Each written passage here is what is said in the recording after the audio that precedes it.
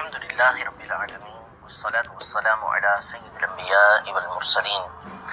اما بعد فاعوذ باللہ من الشیطان الرجیم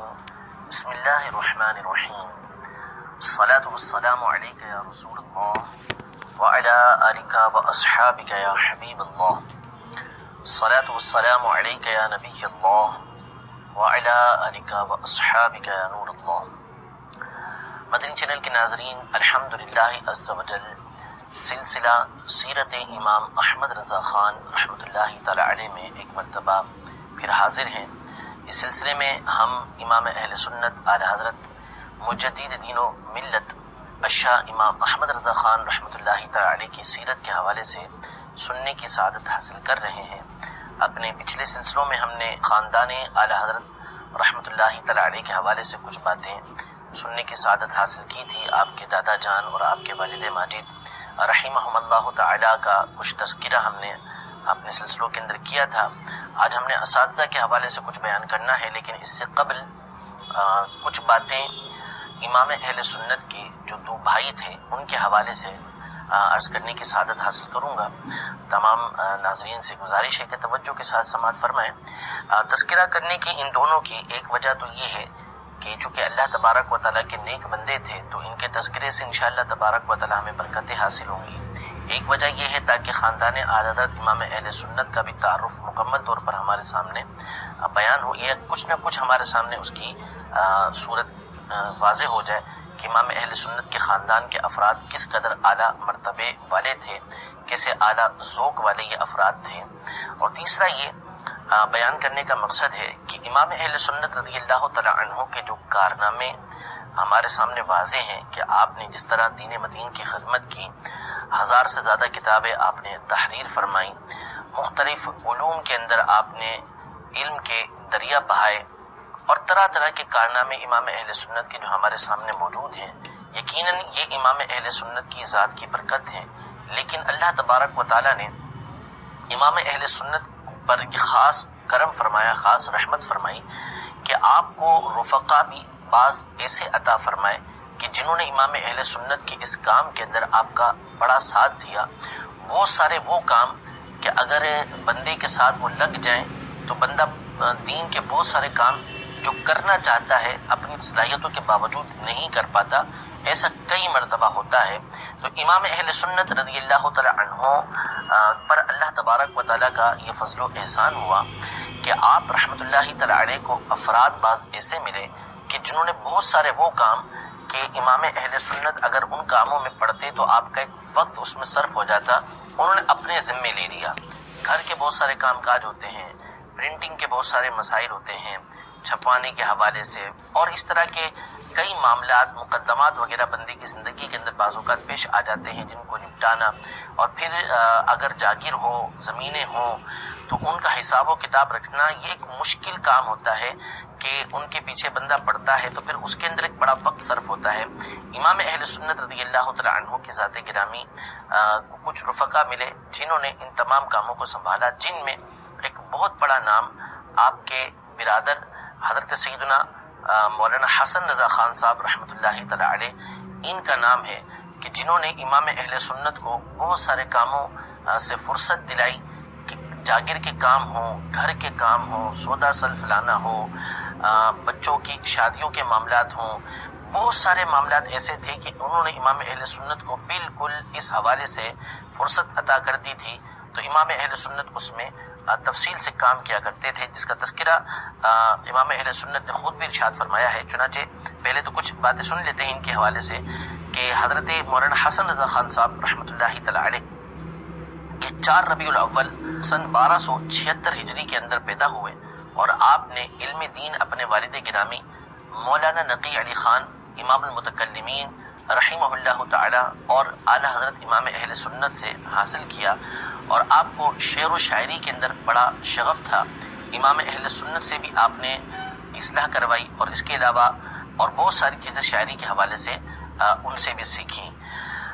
آپ کا جو کلام ہے ذوق نعت، یہ ہمارے درمیان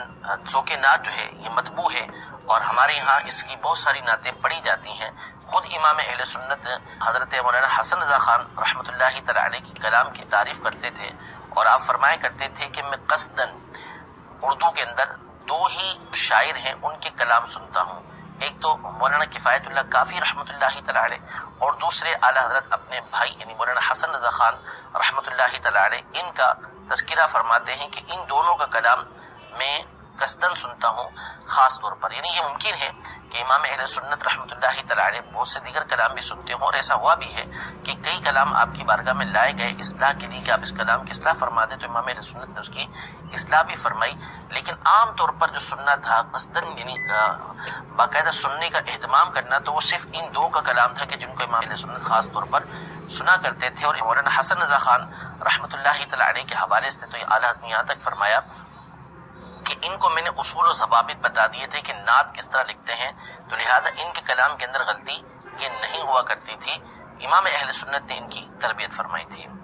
اعلیٰ حضرت امام اہل سنت رحمۃ اللہ تعالی علیہ کی انہوں نے کیسے خدمت کی، تو خود ان کے بیٹے حضرت مولانا حسنین رضا خان رحمۃ اللہ تعالی علیہ سیرت اعلیٰ حضرت کے اندر یہ لکھتے ہیں کہ اعلیٰ حضرت امام اہل سنت کی جس طرح مولانا حسن رضا خان رحمۃ اللہ تعالی علیہ نے خدمت کی کہ بھائی ہونے کے اعتبار سے اور دوسرے اعتبار سے بھی اس کی مثال ملنا جو ہے وہ مشکل ہے۔ اعلیٰ حضرت امام اہل سنت کی ایک جاگیر تھی، زمینیں تھیں آپ کی گاؤں کے اندر، تو یہ تمام کے تمام معاملات جو ہے اگرچہ کہ اعلیٰ حضرت عمر کے اندر بڑے تھے، لیکن مولانا حسن رضا خان رحمۃ اللہ تعالی علیہ اللہ تبارک و تعالی ان کو غریق رحمت کرے، ان پر رحمت نازل کرے کہ انہوں نے وہ تمام کے تمام معاملات سنبھال لیے تھے۔ اسی طرح گھر کا کام کاج ہو تو گھر کی تمام ضروریات یہی پوری کیا کرتے تھے، تمام کے تمام معاملات اپنی بڑی بھاوا جنی اعلیٰ حضرت امام اہل سنت کی جو اہلیہ تھیں، بچوں کی والدہ تھیں، ان سے پردے میں رہ کر پوچھ لیا کرتے تھے کہ گھر کے اندر کن کن چیزوں کی ضرورت ہے، وہ تمام کی تمام چیزیں لا کے گھر کے اندر مہیا کر دیا کرتے تھے۔ کپڑے ہوں تو کپڑے لے آیا کرتے تھے، گھر کا سامان جو لانا ہو وہ لے کر آ جایا کرتے تھے، اور تمام کا تمام اپنے بڑی جو ان کی بھابھی تھی ان کے حوالے کر دیا کرتے تھے، پردے کے اندر یہ تمام کے تمام معاملات فرمایا کرتے تھے۔ اعلیٰ حضرت امام اہل سنت رضی اللہ تعالی عنہ کی دو بیٹیوں کی شادی تھی، رشتہ طے ہو چکا تھا، نکاح بھی ہو چکا تھا، اب رخصتی کرنی تھی۔ تو امام اہل سنت کی بارگاہ میں مولانا حسن رضا خان رحمۃ اللہ تعالی علیہ حاضر ہوئے، اور آ کر انہوں نے عرض کی کہ آپ کے جو سمدھی ہیں ان کی طرف سے تاریخ کا مطالبہ آ رہا ہے کہ آپ کی بیٹی کی شادی کی جائے، رخصتی کی جائے، اور پھر مشورہ دیا کہ میں چاہتا ہوں کہ دونوں بیٹیوں کی ایک ساتھ ہی رخصتی کر دی جائے۔ تو اعلیٰ نے فرمایا کہ ایک بیٹی کی شادی کوئی آسان نہیں ہے، ایک ساتھ دو کی کرنا یہ تو اور مشکل ہے، بڑے ساز و سامان کا اہتمام کرنا پڑتا ہے، کئی معاملات نپٹانا پڑیں گے، تو آپ مجھ سے تاریخ تو مقرر کروانے آ گئے لیکن یہ سارے کام باقی ہیں۔ تو اعلیٰ حضرت امام اہل سنت سے مولانا حسن رضا خان رحمۃ اللہ تعالی علیہ نے فرمایا کہ آپ جو سامان کی تیاری کی بات کر رہے ہیں تو اس حوالے سے آپ بھابھی جان سے پوچھ لیجیے گا، یعنی اپنے بچوں کی والدہ سے آپ پوچھ لیجیے گا کہ سامان کی تیاری کا کیا معاملہ ہے۔ اعلیٰ حضرت امام اہل سنت گھر پہ تشریف لائے اور اپنی اہلیہ سے اس حوالے سے پوچھا بیٹیوں کی شادی کے لیے کیا تیاری ہے، تو انہوں نے فرمایا کہ تیاری تو ساری کی ساری ہو چکی ہے، حتیٰ کہ مسالے تک پیس کر رکھ دیے گئے ہیں، دونوں کے جہیز مکمل ہو چکے ہیں، اور بارات میں کھانے والوں کا جو کھانے کا انتظام ہے، جو چیزیں منگوانی ہیں وہ ساری کی ساری منگوائی جا چکی ہیں، صرف تاریخ طے کرنی ہے۔ حسن رضا خان رحمۃ اللہ تعالی علیہ یہ فرماتے ہیں، امام حسن رضا خان رحمۃ اللہ تعالی علیہ کے بیٹے یہ فرماتے ہیں کہ جب اعلیٰ حضرت نے یہ الفاظ سنے تو وفور مسرت سے یعنی خوشی کے مارے اعلیٰ حضرت امام اہل سنت یہ آبدیدہ ہو گئے اور فرمایا کہ حسن میاں تم نے تو مجھے دنیا سے بالکل بے نیاز کر دیا ہے، میری بیٹیوں کی شادیاں ہیں، میں ان کا باپ ہوتے ہوئے بھی بالکل بے خبر اور آزاد بیٹھا ہوں، تم نے مجھے یہ سوچنے کی بھی زحمت نہ دی کہ جہیز میں کیا کیا دیا جائے گا اور وہ کہاں کہاں سے فراہم ہوگا، یا یہ کہ بارات میں کیا کیا کھانے دیے جائیں گے۔ میں جو کچھ دین کی خدمت کر رہا ہوں اس کے اجر میں باذن اللہ تعالیٰ یعنی اللہ کے حکم سے تم بھی حصے دار ہوگے، اس واسطے کہ تم ہی نے مجھے دینی خدمات کے لیے دنیا سے آزاد کر دیا ہے۔ یعنی اعلیٰ حضرت یہ رو پڑے، اس پر مولانا حسن رضا خان رحمۃ اللہ تعالی علیہ بھی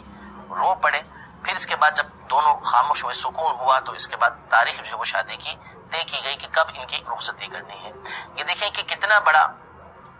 ہم پر احسان ہے مولانا حسن رضا خان رحمۃ اللہ تعالی علیہ کا کہ انہوں نے کتابیں بھی لکھی ہیں، ذوق نعت لکھی کہ جس کی وجہ سے ہمارے عشق رسول کے اندر اضافہ ہوتا ہے، لیکن امام اہل سنت کو ان تمام پابندیاں تھیں ان سے انہوں نے آزادی دی ہوئی تھی۔ بیٹیاں امام اہل سنت رضی اللہ تعالی عنہ کی ہیں، لیکن یہ چچا ہو کر تمام کے تمام انتظامات ایسے کر دیے کہ اعلیٰ حضرت کو کسی فکر کی ضرورت ہی نہ پڑی۔ اعلیٰ حضرت فرما رہے ہیں کہ میں بالکل آزاد بیٹھا ہوں، مجھے پتہ ہی نہیں کہ کیا ہونا ہے، لیکن تم نے سارا کام کر دیا۔ اور ساتھ ہی اعلیٰ حضرت امام اہل سنت نے فرمایا کہ اللہ کے حکم سے جو کچھ میں دینی خدمت کر رہا ہوں اس کے اندر اللہ تبارک و تعالیٰ تمہیں بھی اجر عطا فرمائے گا۔ یہ بہت بڑا ان کے لیے حصہ ہے حضرت علامہ حسن رضا خان رحمۃ اللہ تعالی علیہ کے لیے کہ اعلیٰ حضرت نے جس قدر دین کی خدمت انجام دی ہے اس میں سے انشاءاللہ تبارک و تعالیٰ اس اجر کا حصہ ان کو بھی ملے گا۔ حدیث پاک ایک موجود ہے ترمذی شریف وغیرہ کے اندر، جس کا خلاصہ مفہوم یہ ہے کہ ایک شخص جو ہے وہ بارگاہ رسالت میں حاضر ہوا اور اس نے آ کے عرض کی کہ یا رسول اللہ صلی اللہ علیہ وسلم، میرا یہ بھائی علم کی طرف لگا رہتا ہے اور یہ کام کاج کی طرف نہیں آتا، سارا کام مجھے کرنا پڑتا ہے۔ تو نبی رحمت صلی اللہ تعالیٰ علیہ وآلہ وسلم نے ارشاد فرمایا کہ شاید اسی کی وجہ سے تمہیں رزق دیا جا رہا ہوگا۔ یعنی نبی کریم صلی اللہ تعالیٰ علیہ وآلہ وسلم نے اس بھائی کی برکت کو بیان کیا کہ اس کی برکتیں ہیں کہ یہ دین و علم کی طرف لگا ہوا ہے، تو اس کی برکت سے اللہ تبارک و تعالیٰ تمہیں رزق عطا فرما رہا ہے کہ اس کی کفالت بھی تم کر رہے ہو۔ تو ایسا ہوتا ہے کہ اللہ تبارک و تعالیٰ بعض لوگوں کو اس طرح اجر عطا فرماتا ہے کہ جو دین کا کام کرنے والے ہوتے ہیں ان کے لیے اللہ تبارک و تعالیٰ ان کے دل کے اندر محبت ڈال دیتا ہے، وہ ان کی خدمت کرتے ہیں، نتیجتاً اللہ تبارک و تعالیٰ ان کو بھی اس کا اجر عطا فرمائے گا۔ حضرت حسن رضا خان رحمۃ اللہ تعالی علیہ کے اس طرح کے بہت سارے واقعات موجود ہیں کہ جس میں انہوں نے امام اہل سنت کو ان تمام باتوں سے مستغنی کیا ہوا تھا، آزاد کیا ہوا تھا، اور امام اہل سنت بآسانی بیٹھ کر دین کا کام کیا کرتے تھے۔ ان کی بہت ساری کتابیں ہیں جس میں سے ایک مشہور کتاب آئینہ قیامت ہے جو آپ نے کربلا کے حالات کے اوپر لکھی ہے، انتہائی زبردست اور مستند کتاب ہے جس میں کربلا کے حالات کو انہوں نے بیان کیا ہے۔ اس کے علاوہ ان کی اور کتابیں بھی موجود ہیں جن میں نعت کا مجموعہ ذوق نعت ہے، جس میں انہوں نے نبی کریم صلی اللہ تعالیٰ علیہ وآلہ وسلم اور دیگر صحابہ کرام علیہم رضوان اولیاء اللہ کی منقبتوں کے اوپر کلام لکھے ہیں۔ پڑھنے سے تعلق رکھتا ہے، عشق رسول کے اندر پڑھنے سے اضافہ ہوتا ہے۔ اللہ تبارک و تعالیٰ ان کی برکتیں رحمتیں ہمیں بھی عطا فرمائے۔ یہ امام اہل سنت کے منجلے بھائی تھے۔ اعلیٰ حضرت امام اہل سنت کے دو بھائی تھے، ایک یہی تھے مولانا حسن رضا خان رحمۃ اللہ تعالی علیہ، یہ اعلیٰ حضرت سے چھوٹے تھے، اور ان سے بھی چھوٹے مولانا محمد رضا خان رحمۃ اللہ تعالی علیہ تھے۔ ان کا انتقال یعنی مولانا حسن رضا خان رحمۃ اللہ تعالی علیہ کا انتقال 1326 ہجری کے اندر ہوا، اور ان کے بعد امام اہل سنت تقریباً 14 سال دنیا میں تشریف فرما رہے۔ تو یہ 14 سال کا جو عرصہ تھا اس میں بھی امام اہل سنت نے بہت زیادہ کتابیں تحریر فرمائی ہیں، دین کا بہت کام کیا۔ اعلیٰ حضرت امام اہل سنت کو ان دنیاوی کاموں سے آزاد رکھا جائے، آپ کو فرصت مہیا ہو، اس کے لیے اللہ تبارک و تعالیٰ نے آپ کے چھوٹے بھائی مولانا محمد رضا خان رحمۃ اللہ تعالی علیہ ان کے دل کے اندر یہ باتیں ڈالی، اور جس طرح ان سے بڑے بھائی مولانا حسن رضا خان رحمۃ اللہ تعالی علیہ اعلیٰ حضرت کی خدمت کیا کرتے تھے، اسی طرح انہوں نے بھی اعلیٰ حضرت امام اہل سنت کی اسی انداز میں خدمت کی، حتیٰ کہ دوسرے حج کے موقع پر بھی یہ امام اہل سنت کے ساتھ ساتھ رہے، اور وہاں پر بھی اعلیٰ حضرت امام اہل سنت کی خدمت کے اندر مصروف رہے۔ انہوں نے بھی اعلیٰ حضرت امام اہل سنت سے علم حاصل کیا، بالخصوص جو وراثت کے مسائل ہوتے ہیں ان میں ان کو بڑی مہارت حاصل تھی، اور دارالافتاء میں آنے والے جو فرائض کے مسائل ہوتے تھے یعنی وراثت کے مسائل ہوتے تھے یہی حل فرمایا کرتے تھے۔ اعلیٰ حضرت امام اہل سنت کے شہزادے مفتی اعظم ہند رحمۃ اللہ تعالی علیہ کا نکاح بھی انہی کی بیٹی کے ساتھ ہوا تھا، اور انہوں نے ہی اعلیٰ حضرت امام اہل سنت کی بقایا زندگی کے اندر تمام کے تمام اعلیٰ حضرت کے معاملات کو سنبھالا تھا۔ ان کا وصال 1938 کے اندر ہوا، یعنی اعلیٰ حضرت امام اہل سنت سے تقریباً 2 سال پہلے یہ انتقال کر گئے تھے۔ یہ امام اہل سنت کے 2 بھائی ہیں۔ اس کے علاوہ اعلیٰ حضرت امام اہل سنت کی 3 بہنیں تھیں، جن میں سے ایک بہن کا انتقال جوانی کے اندر ہی ہو گیا تھا، باقی 2 بہنیں یہ امام اہل سنت سے بڑی تھیں، لیکن علماء فرماتے ہیں کہ عمر کے اعتبار سے تو اعلیٰ حضرت امام اہل سنت یہ تیسرے نمبر پر آتے تھے، یعنی بھائیوں سے بڑے تھے لیکن 2 بہنوں سے چھوٹے تھے، لیکن اللہ تبارک و تعالیٰ نے جو علم و وقار امام اہل سنت کو عطا فرمایا تھا اس وجہ سے تمام بہن بھائیوں میں آپ کو ایک بڑے ہونے کی حیثیت حاصل تھی، تمام معاملات کے اندر لوگ آپ ہی کی طرف رجوع کیا کرتے تھے۔ تو امام اہل سنت رضی اللہ تعالی عنہ کے خاندان کا یہ مختصر سا تعارف تھا کہ اللہ تبارک و تعالی نے ان تمام کو علم کی دولت عطا فرمائی تھی، حلم کی دولت عطا فرمائی تھی، اخلاق اعلیٰ عطا فرمائے تھے۔ سب سے بڑھ کر یہ کہ اللہ تبارک و تعالیٰ نے ان تمام کو ایک زبردست قسم کا عاشق رسول بنایا تھا۔ ہر ایک کے اندر عشق رسول کی شمع فروزہ تھی، اسی کے اندر ان کی ساری زندگی یہ صرف ہوئی، ساری زندگی یہ لوگ عشق رسول ہی کو عام کرتے رہے۔ امام اہل سنت رضی اللہ تعالی عنہ کہ اساتذہ کرام کی فہرست بہت زیادہ بڑی نہیں ہے۔ آپ رحمت اللہ تعالی علیہ نے چند ہی اساتذہ سے علوم دین حاصل کیے ہیں، کیونکہ آپ اپنے والد گرامی مولانا رقی علی خان رحمت اللہ تعالی علیہ کی صحبت میں رہے، جو خود ایک زبردست عالم دین تھے، جن کا تذکرہ ہم نے کل سنا۔ عمومی طور پر جو علوم حاصل کیے ہیں امام اہل سنت رضی اللہ تعالی عنہ نے اپنے والد گرامی مولانا رقی علی خان رحمت اللہ تعالی علیہ سے حاصل کیے، انہی سے آپ نے علم حاصل کیا۔ تقریباً 21 علوم علماء نے لکھے ہیں کہ جو امام اہل سنت رضی اللہ تعالی عنہ نے اپنے والد گرامی سے حاصل کیے تھے۔ اس کے علاوہ اعلیٰ حضرت امام اہل سنت کے جو استاد ہیں وہ ہیں جناب غلام قادر بیگ رحمت اللہ تعالی علیہ، یعنی یہ ذات کے اعتبار سے مرزا تھے اور ان کا نام قادر بیگ تھا۔ یہ امام اہل سنت کے ابتدائی استادوں میں سے ایک استاد ہیں، لیکن کمال کی بات یہ ہے کہ امام اہل سنت رضی اللہ تعالی عنہ نے ان سے صرف کی، یعنی جو قواعد ہوتے ہیں، اصول ہوتے ہیں کہ جن کے ذریعے سے عربی جانی جاتی ہے، اس کی ابتدائی کتابیں تو ان سے پڑھی غلام قادر بیگ رحمت اللہ تعالی علیہ سے۔ لیکن جب اعلیٰ حضرت امام اہل سنت نے علوم حاصل کر لیے اور اب فارغ التحصیل ہو گئے، تو یہی غلام قادر بیگ صاحب جو ہیں انہوں نے امام اہل سنت سے فقہ حنفی کی مشہور کتاب الہدایہ اس کا درس حاصل کیا۔ یعنی گویا کہ یہ جس طرح امام اہل سنت رحمت اللہ تعالی علیہ کے ابتدائی استاد ہیں، اسی طریقے سے امام اہل سنت رحمت اللہ تعالی علیہ کے ایک طرح سے یہ شاگرد بھی ہیں، اور انتہائی عاجزی انکساری کے یہ پیکر تھے۔ اور امام اہل سنت کے والد گرامی مولانا نقی علی خان رحمت اللہ تعالی علیہ کے خاص دوستوں میں سے تھے، امام اہل سنت سے بڑی محبت کیا کرتے تھے۔ جب بھی یہ امام اہل سنت کی بارگاہ میں حاضر ہوتے تو مولانا ظفر الدین بہاری رحمت اللہ تعالی علیہ ملک العلماء نے حیات اعلی حضرت میں لکھا ہے کہ میں نے خود ان کو دیکھا، بڑے لمبے قد کے آدمی تھے، گورے چٹے تھے، بڑی شان و شوکت کے مالک تھے۔ جب بھی اعلی حضرت امام اہل سنت کی بارگاہ میں حاضر ہوتے تو اعلی حضرت ان کی بڑی تعظیم و تکریم کیا کرتے تھے، ان کے لیے کھڑے ہو جایا کرتے تھے۔ لیکن ان کی عاجزی اور انکساری یہ تھی کہ امام اہل سنت کو انہوں نے پڑھایا تو صحیح ابتدائی کتابیں، لیکن ہمیشہ امام اہل سنت رحمت اللہ تعالی علیہ سے یہ استفادہ کرتے تھے، امام اہل سنت سے سوالات کیا کرتے تھے، حتیٰ کہ فتاوی رضویہ کے اندر کئی مقامات پر ان کے سوالات موجود ہیں۔ اور امام اہل سنت کی ایک عظیم الشان کتاب ہے تجلی الیقین کے نام سے، تجلی الیقین بان نبینا سید المرسلین، اس کا تذکرہ انشاءاللہ تبارک و تعالی ہم اپنے سلسلوں کے اندر کریں گے۔ جب امام اہل سنت کی بعض تصانیف کا ہم تعارف کروائیں گے تو وہاں پر انشاءاللہ اس کتاب کا تذکرہ کیا جائے گا۔ امام اہل سنت رحمت اللہ تعالی علیہ نے یہ کتاب انہی غلام قادر بیگ رحمت اللہ تعالی علیہ کے سوال کے اوپر لکھی تھی کہ انہوں نے امام اہل سنت سے سوال کیا تھا